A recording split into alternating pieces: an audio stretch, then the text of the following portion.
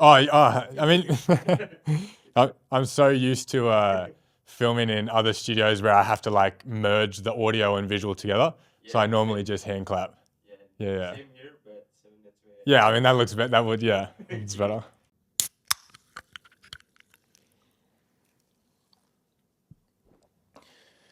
Welcome back to the Future Self podcast. Welcome to season 4, episode 19. I am back in Bali after an 8-week stint back home. And I'm so excited to be back recording in the studio. I articulate, set up, and prepare the podcast to run on a fortnightly operation, regardless of what I'm doing or where I'm at. But I actually haven't recorded a podcast now in 6 weeks, which is super interesting. It's interesting to be back right in front of the camera with the lights on, but it's really exciting. But yeah, I ran the plan, set it up, allowed myself the time to take a break, go home, see friends, see family, and now I'm back, locked in more than ever, which is really, really special. 2 months, I'm going to be back in Bali. I have friends and family coming over in 2 months. And over the next 2-month period, all I'm going to do is lock in. Lock in on the pods, lock in with the guests, with my coaching, with my training, with my nutrition. Everything is just going to be beyond dialed in. Today's episode is a little bit more of a catch-up, a little bit more of an expression of recent feelings I've been feeling, thoughts I've been having. It's going to be a little bit different to what the recent episodes have been because there's some ideas I used to think that I don't necessarily agree with or think about now. And that's what's really exciting because fluidity compounded with certainty leads to an amazing life and a forever progressing experience. I want to read you a quote that I think could really open up your eyes to the understanding of how close you are to your dream life. It's not that far away. However, it takes work, it takes action, and it takes choice. Imagine if I told you right now that you are 20 choices away from your utter dream life. How fast would you get towards making these choices? Because there are only a certain amount of choices right now between where you are and exactly where you want to be. Now, when it comes to the life you're living now, you might sit there and feel held back, feel stuck. I don't know what to do. I don't know where to go. I don't know what I'm doing with my life. I'm lost. But in reality, you're probably only 10 to 20 choices away from living your dream life. Now, what these choices are, that's for you to decide. That is for you to work out, for you to navigate, and for you to understand. I can't give you those answers. No one can. It is up to you. However, within that stress of knowing it's up to you, you're probably only 10 to 20 choices away from living exactly how you want to live. The first choice could be reaching out for help. The second choice could be cutting off a relationship that's toxic for you. Another choice could be leaving the job that you hate. Another choice could be starting the job you admire, you would dream to be in. Another choice could be traveling. One could be leaving your hometown for a period of time. It could be something as simple as get up early, sign up to a new gym, purchase a program or a plan. But you have to start with making the first choice. You have to be willing to look at where you're at, to look at who you are, to look at your role and your responsibility within the way your life is right now. One of the toughest statements I say to individuals is that it is your responsibility with your life, with where you go moving forwards. You are responsible. People often take that as it's your fault for what's happened, but that's not the case. It is your fault and your responsibility for what happens moving forwards. Just think about that point for a moment. 10 to 20 choices away from living your utter dream life. Yet are you willing to sit exactly where you are right now, stagnant, static, in a position you dislike? Whether it's your body, whether it's your job, friends, family, whether it's the dynamic you involve yourself in, whether it's your routine, the way you spend your time. That is your responsibility to change so you can live your dream life. I have a few points I wrote down over the last few weeks that I'm going to condense into just a handful of them today, because my life has changed so much over the last 8 weeks. I remember when I came back from Bali in October 2024 last year, I went to Australia to see everyone, catch up with everyone after 6 months of traveling the world solo. I was excited to go home, but very scared. Then when I got home, it was enjoyable for the first period, but I was riddled with anxiety, with stress, with worry, with fear. I remember I was part of the problem. Now I can visually see with hindsight as to why I disliked it so much. It got to December. My plan was to stay for Christmas with my friends and my family. 10 days away from Christmas, I was in such a terrible mental position, I had to leave. So I got on a flight, came to Bali, stayed in Bali. February came around and I thought, let's go again. So I went back to Australia again, and the experience of the first time back to the second time back was not even night and day. It wasn't even within the same world or galaxy. It was so drastically different. And I've been reflecting recently, why was it different? The place I grew up in, Wollongong, where my home is, that hasn't changed. The same people are doing the same shit. The same friends are friends with the same people. People are working the same jobs, going to the same gym. The place was the exact same, but the experience was so different. Why was it so different? It was different because of me, because of my role, my ownership, my changes, my reflections, and my willingness to be fluid in what once was, allowing it to flow into what now is. The same scenario, different experience. I remember, as I said, when I was in Australia coming back from my trip, it was the worst experience. I'd walk with my head down. I would go to the gym at times where I knew people wouldn't be there, and I did nothing. I hung out with the same handful of people. I didn't really see anyone. I had this anxiety and stress. And I can see now why, in hindsight, why I felt that way, because of my past and because of relationships that broke and crumbled and ones I pulled away from, and why I left Australia and what came from me traveling. But this time it was so amazing. And what did I do different? Because I'm the one that cultivated the experience of change. I reached out to more people. I started doing more things. I forgave myself. I forgave other people.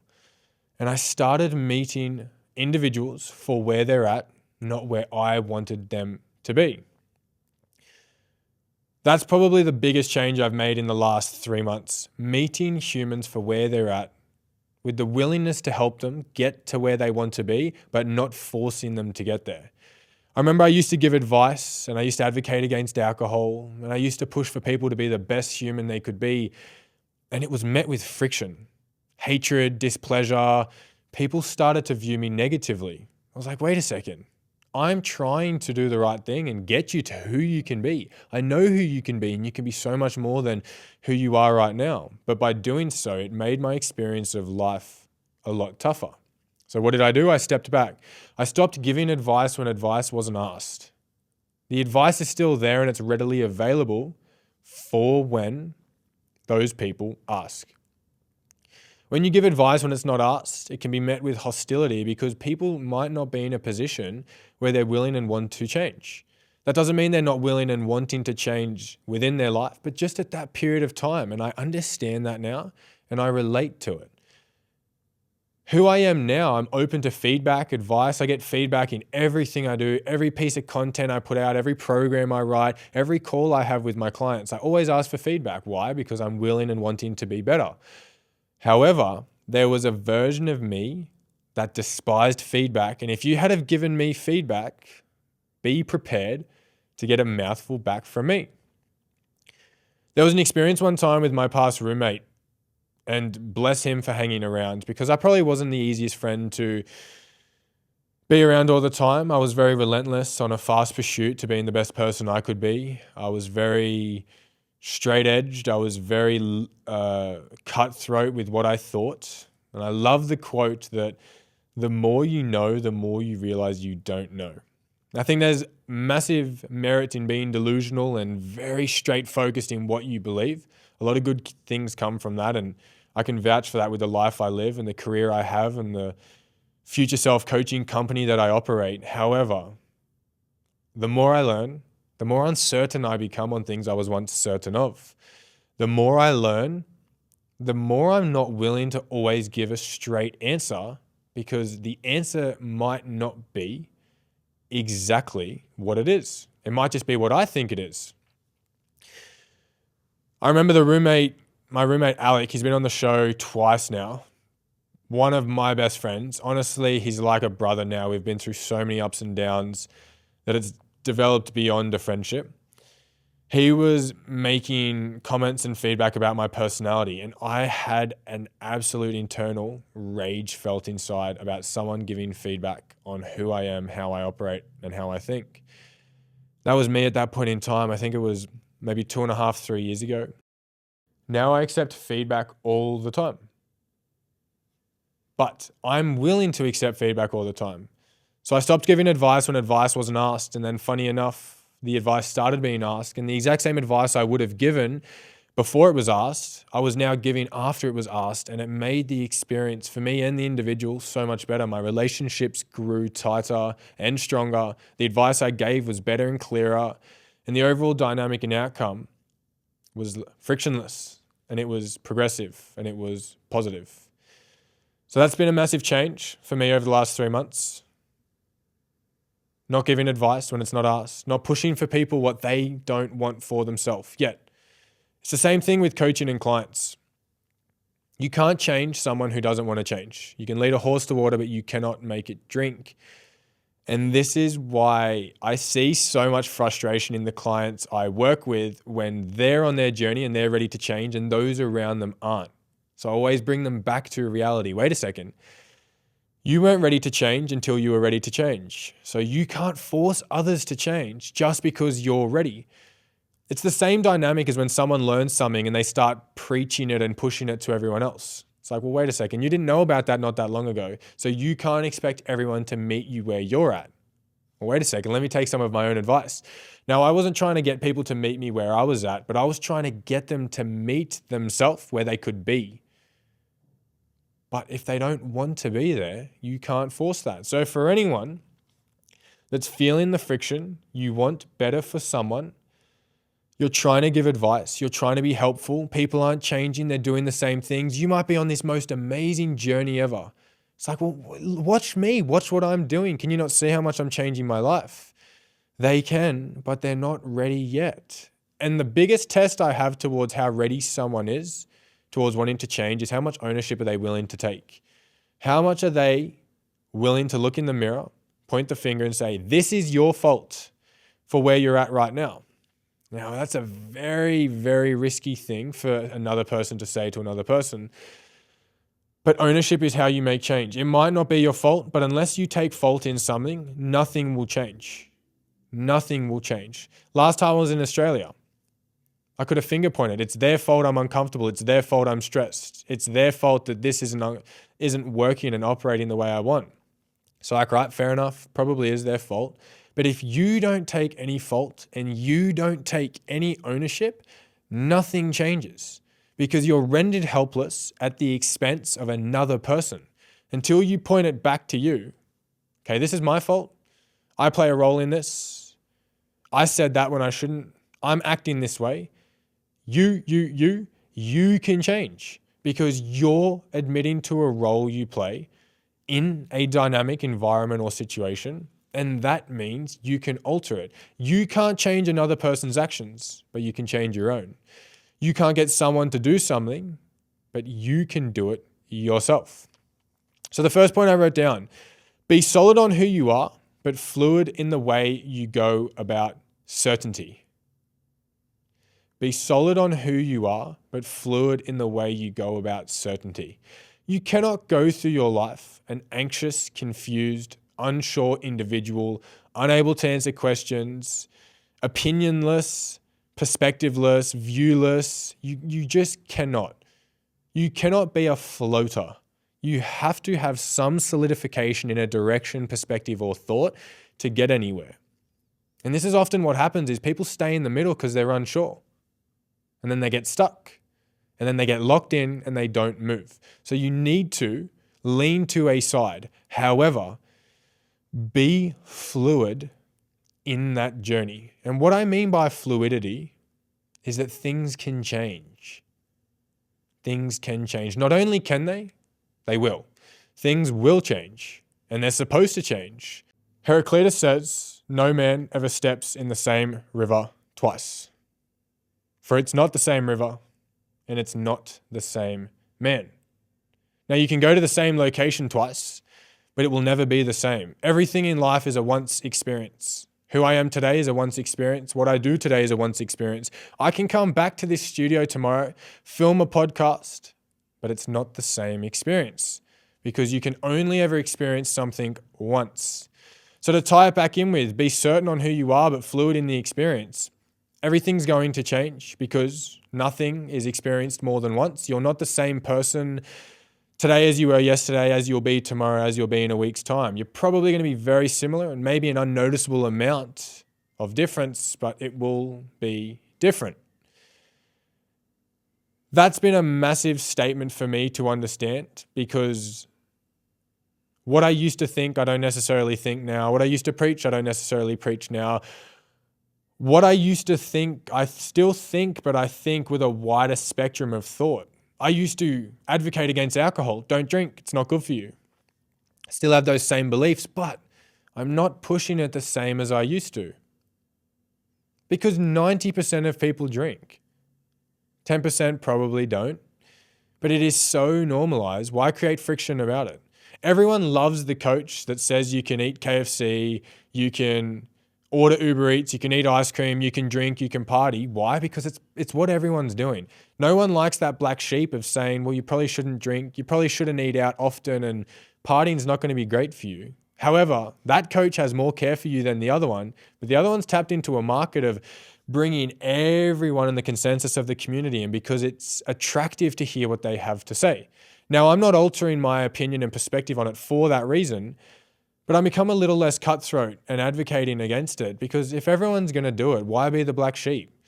I'm not going to be an enabler, and I'll call you out if you want to be called out, but the contingent is if you want to be called out, if you want to be held accountable.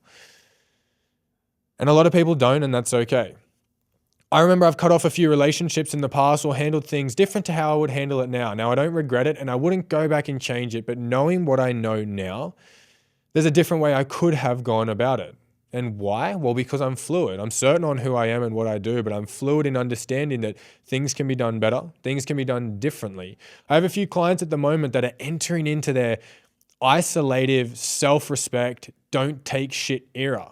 And that's a good thing. But I know the hindsight knowledge now that they'll eventually come out of that. You need to enter into that to back yourself relentlessly. You need to enter into that period to not take shit, to truly believe in who you are and what you say and what you do. However, you'll come out of that period with all that self-backing and self-respect, willing and able to now take people back in, to not care so much what people have to say, to not let it affect you as much. I remember people used to black sheep me, so I said, fuck this. I'm going off on my own. I went off solo. In my life, became very relentless, learned to back myself, believe in myself, doubled down on who I am, but now I've come out of that with all of that and the willing ability to bring those people back in my life, the willing ability to not be so affected and impacted by it. But why was I so affected and impacted by it? Well, I didn't have the self-belief like I do today. I didn't have the self-backing like I do as the man I stand right now. So the more confident I am in myself, what I do and how I think, the more willing I am to reintroduce people that at a point in time would have really crumpled that version of me. They won't crumple me now because I know who I am. Now, I'm a 23-year-old male. Me saying I know who I am is not me having solved life and I've worked out why I'm here and who I am. I just know for a period of time. I'm confident enough and complacent. I'd say complacent. Not complacent is I'm not going to change, but complacent in I'm happy with where I'm at and how I operate, that I can change things and experience some new things. But to you right now that you might think, fuck this person, that person's a bad person, this isn't the right thing, and you're very solid in your views, that's okay. Trust yourself and stand on it. But just have the fluidity to know that that might change in time. It might change in time. You're not going to be the person you are now forever. And I fucking hope you aren't. As I hope I'm not. I hope I change. I used to despise the idea of kids. Still a scary topic, but I'm welcoming it slightly more. I used to despise the idea of this, and now I welcome it and I actually live it and operate it. So double down on who you are. Know you can enter a period of rapid self-respect, very relentless in the pursuit, but know you'll come out of it, and you will come out of it, hopefully willing and open to what once would have crumpled you. Oh, this is a great point. The people we admire most often have the most unadmirable internal state. For a long time, I was praised as a hardworking, very relentless, big achieving, doing well, straight arrow. I wish to be you, live your life. It's like, well, wait a second. Some of the people we admire have unadmirable internal states. All those influences that you admire or wish to have the life of, they're probably got a state inside that you don't wish to have. And remember, if you're going to compare, you need to compare to the full picture. You can't just compare to one area. If you want one area, you have to take with it what comes with it. We look at all these big billionaires, these CEOs, these absolutely out of this world intelligent individuals, and we admire the way they are, but I doubt we would admire the life they live, the brain they have, and the way they think. There was this period of time when I had a call with a future self-coaching client that I started looking at individuals. Why don't you want more? Why are you so content? Or why are you complacent? How are you okay with the way you're living right now? And then I had this expansive thought of, shit, maybe they don't have the negative driver inside that I do. Yes, my pursuit for more might be admirable, but where does that come from? At a point in time, it came from self-hatred. Another point in time, it came from not feeling like I was good enough. Another point in time was trying to prove to others. So yes, we admire the trait, but no one would admire that internal state. So then when I look at these individuals that want, the two kids, the white picket fence and the dog, and think, well, why do you want the generic, the normal? They probably don't have anything internally that they need to satisfy that's lacking. All this pursuit I have has evolved and changed over time, but in my past, it was to satisfy the self-hatred that I had. I need to be doing more. I need to work hard. So I was doing more and working hard to satisfy this lack of self-satisfaction that I had. And I would look at another individual and think, why aren't you working harder? It's like, well, they probably just don't lack that self-satisfaction. They might just have that self-satisfaction inside, so they're not relentlessly working to soothe it. So yes, my work output's more, but the output is more to soothe something that lacks, versus their output is less, but they're not soothing something internal. And it was a really interesting conversation and discussion I had with this individual, because it was very expansive to their mind. They had the thoughts of, well, if I'm doing this and I can do this, why are people complacent and content? Why aren't we pushing for more? And I pulled them up. I was like, well, maybe they don't need the more because they're not soothing something inside. One common consistency I've seen with entrepreneurs and highly adaptive, progressive, conscious building individuals is they lack something inside. They lack something. So yes, we admire that they're, smarter, richer, more famous, more diverse, but they're potentially fulfilling a void. Now, this isn't an excuse for if you're complacent to do fuck all. This is just a highlighting factor that those we admire might not have the admirable internal state. Those that aren't doing more might not be lazy. They might not actually lack the care. They might just not need to soothe what's soothed inside, needing to be soothed inside. There's so many individuals I know that are pushing for more, that are insecure. They hate their body. They have a bad relationship with their parents. They attract really negative relationships. They dislike themselves. They're not proud of what they've done in the past. Yes, they're doing amazing things. They're working so hard and they're killing it more than most. However, they also have this little contingent factor of something lacking or something struggling. And it is an interesting dynamic that a lot of those that are doing better than the norm or different to the norm in the pursuit of greater or progressive work, it's probably coming from a dark place. I doubt I would be who I am right now if I woke up and I was proud and happy with who I am, because I'm proud and happy of who I am. What's the need to push for more? But because I lacked those aspects, I pushed for more to satisfy what was lacking. Now it opens up a bit of a can of worms, because someone might take this as permission. Oh, well, I kind of like who I am. I can now do fuck all and lay in my bed. That's not what I'm talking about. There's definitely outliers, and I'm sure I actually don't hold the knowledge to know that there's some people that just work hard because they love working hard and nothing lacks inside. But it was just a pattern. All I'm talking about is I've picked up on a pattern. Those that are doing more often are generated inside. The mechanics of them inside and up in their brain is fueled by something lacking, missing, negative, or maybe something they want to improve. And I thought it was a really cool idea, because I changed my perspective of why aren't you wanting more? It's like, wait, why do I want more? Shit, I want more because I lack something. Do you not want more because you don't lack something?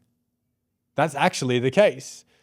And it allowed me to look at people differently, because rather than thinking you lack application, you lack this, you lack, it's like, wow, actually I lack and I'm making up for and you don't lack. So maybe, the life I live is admirable and it's what you want, but the internal state of you is admirable and that's what I want. Tying in with that point, and this is a book I'm reading at the moment from a famous philosopher in the early age. Nietzsche said, "The snake that cannot cast its skin has to die, as well as the minds which are prevented from changing their opinions. They cease to be a mind." This ties in with everything I'm talking about. Solid on who you are, but fluid enough to change. Some of the most impactful journeys I've been a part of are individuals that have operated out of a consistent viewpoint from a period of time. They got cheated on when they were younger. They're now overweight, and they've been living that same cycle over and over and over. They were bullied in high school. They've held on to that and they've lived that for the rest of their life. They don't think they're adequate and capable because of this one comment said 15 years ago. The snake that can't shed its skin has to die. Eventually it does die, because if you're trapped in the exact same environment doing the exact same things, never changing, never progressing, you're operating out of a position that's just not going to work for you long term. Humans are adaptive for a reason. Biology at its core is about adaptation. Evolution's essence is about evolving and change. If you stay the same, not only does life stay the same, nothing ever changes, the experience stays the same, and it's probably a shitty experience, but you essentially just cease to die as a mind, because a mind is supposed to evolve and change and adapt. It's been the most impactful and beautiful thoughts and experience over the last 3 or 4 months for me, because what I thought once was isn't now. And I think it's really important to highlight that the world isn't what it is. It is what you are. It is the way you see it to be. Fact isn't fact, but fact can be fact for you from your perspective. It is your fact. It is your viewpoint. It's like those shadow cartoons you see, or maybe you've stumbled across, where from one perspective it looks like a triangle and then from another the shadow cast is a square. It's like the perspective is different for everyone. There very rarely is fact of the matter. There's fact of your matter and fact of combined matters and then fact of merged together matters. But it's very rare that what you see is what it is, and that's how things are. And that's what I'm really trying to push in this episode, that things aren't the way they are and they don't have to stay that way. They are the way you are, and you can change. You're supposed to change and you need to. Change can be small, such as waking up earlier, but change can also be, I don't want to get in this relationship. It's so scary. It could hurt me. But wait a second. It also could be, I want to get in this relationship because it could be amazing and it might not hurt me. Change can be as small as you want it to be and as big as you need it to be and as impactful as it can be. But again, you might need a stepping stone it, the method I created, the slow exposure-like therapy, the small dose, the consistent change over time. Change can be scary. Change can be so daunting, but it's so crucial. And I just want you to understand that you can back yourself relentlessly now and you can go all in. And I want you to go all in, but just understand that the way you are right now, I hope isn't the way you'll be forever. Things might change. You maybe once hated something and now you don't. You maybe once despised an action and now you do it yourself. You maybe once thought a thought, totally advocated against it, and now maybe you're at peace with it. And I think that's why my life's changed so much at the moment is I'm more at peace with myself and who I am and how I operate. I'm not saying yet that I'm proud of who I am. I'm proud of what I've done in ways, but I'm at peace with the way I operate and where I'm going. And I think that it's so wild for me because I've never been in this before. I've been in points where I've backed myself and been relentless and confident and this is the way it is and this is who I am, but not like I am now, where I can think one thing and know that it might not be the truth and then take on the perspective and opinion of another person. I think, the more you know, the more you realize you don't know. And that's one of the most important rules to operate by. The person that just learned about weight loss preaches it to everyone like they know the ins and outs of it. The more I know about weight loss, the more I know, holy shit, there's so much to it. The person that just read one philosophical article is now telling everyone that's how you need to operate life. The more books I've read, philosophers I've studied, friends I've spoken to, the more I realize, holy shit, maybe I don't get it. Maybe I don't understand it. But it's not this lost sense. By not lacking the understanding of something or the solidification that I used to once have, it doesn't mean I sit here confused and anxious of, holy shit, I'm floating through space now and I don't know anything. It's like, no, this is what I believe and this is what I think. But what I believe and think might not actually be what it is, or it might not be what I believe and think in the future. So to flick back into a little life update at the moment, like I said, I'm locking in on everything. And what's been really cool for me has been allowing myself to enjoy the experience at hand and not stress and worry about what should have been or what could be. Now that often gets misinterpreted and, a little bit confused when we talk about future self. They think, well, I don't want to stress about my future all the time. And that's not the case. Future self is about doing something today that will impact and progress tomorrow, impact and progress next week, make your life in a year's time better. Now, that could be being selfish today or being selfless. It could mean doing something today that doesn't actually progress tomorrow, but by doing that, it does progress tomorrow. It's a very interesting balance and contrast. Clients at the moment are absolutely thriving. And by thriving, not everyone's killing it. And that's why they're thriving. Because life has inevitable ups and downs. It has rise and dips. Thrive doesn't mean that everything is great. And one thing I do talk about, and I have been highlighting quite often at the moment with my clients, is that rise and dips are unavoidable and they're inevitable at every level. When I first started, I would experience highs and lows, rise and dips. Now advanced in certain areas, I experience highs and lows, rise and dips. I've been coaching now for 7 years. My business has highs and lows, rise and dips. I always push for the understanding to my clients that you're on a high right now, make the most of it, ride it out, soak it up, enjoy it. But a dip is coming and a low is coming. Now I don't do that so they go, holy shit, I need to stress and prepare for this dip. It's just to give the understanding that after a high comes a low, after a low comes a high. So if a low always comes after a high, that means a high always comes after a low. And I remember before I left to come home to Australia in February, I actually was experiencing one of these lows. I felt lost again. I felt confused. I felt negative. Nothing was going great. Nothing was going shit. I was just in this, what's going on? I've worked so hard to be in a good position. Why am I struggling right now? It's like, wait a second. This is the low. This is the low. So I changed my perspective. This is the low. How good is this? Why is this good? Because the high and the rise is coming again. And right now, I'm in that high and I'm in that rise. And I know that low is coming. I don't know when it's coming. I don't prepare for it. I don't stress about it. I'm not riddled with anxiety thinking, when is it coming? What corner do I turn around and it brings the low? But I just know that I'm in that high right now. Let's make the most of it. Let's soak it up. Let's lock in. Let's get it done. But the low is going to happen.